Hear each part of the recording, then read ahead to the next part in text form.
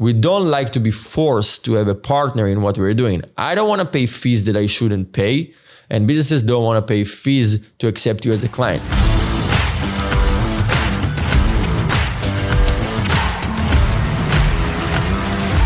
Hello guys, welcome to SendCrypto.com podcast.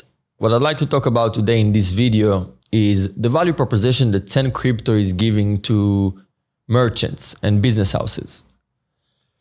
Before I'm going into those points, what I want to talk about is that part of our marketing strategy is that we will attract as many as businesses, if it's small businesses, medium businesses, or big scale businesses, to start accepting crypto with condition that will incentivize them to make their client download the SendCrypto app and start paying with crypto. Now, where does it come from?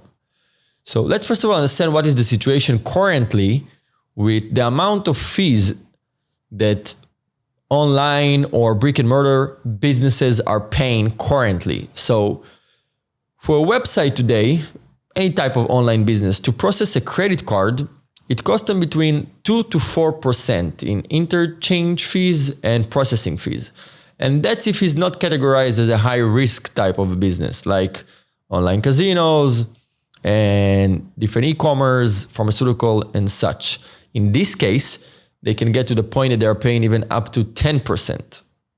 Now we're talking about 2 to 4% from the transaction, from the gross revenue of the business place. Now, if it's a brick and mortar, if it's a shop, we're talking between 1.5 to 3%, again, from their gross sales.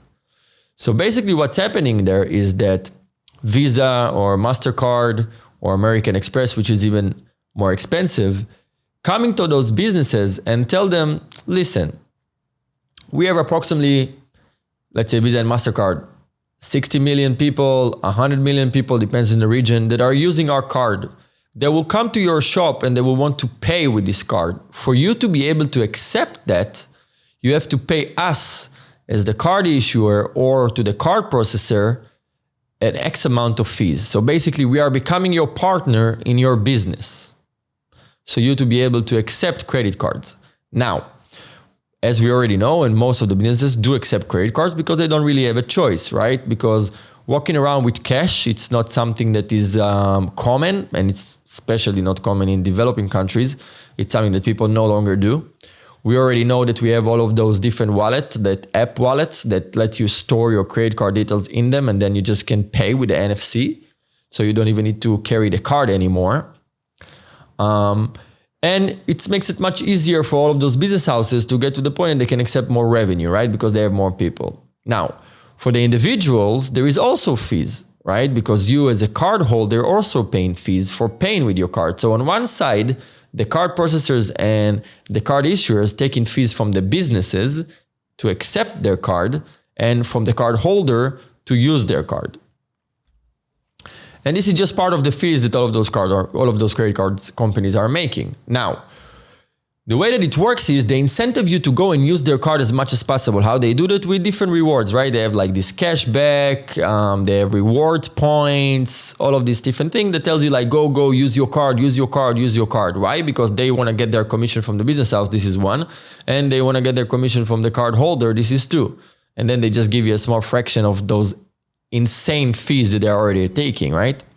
Now, there is a real pain point here if it's for online businesses and offline businesses. The pain point is that they don't want to have a partner which they don't need. I don't want a credit card company. If I was a business, I would not want a credit card company to be my partner just because I want people to be able to pay.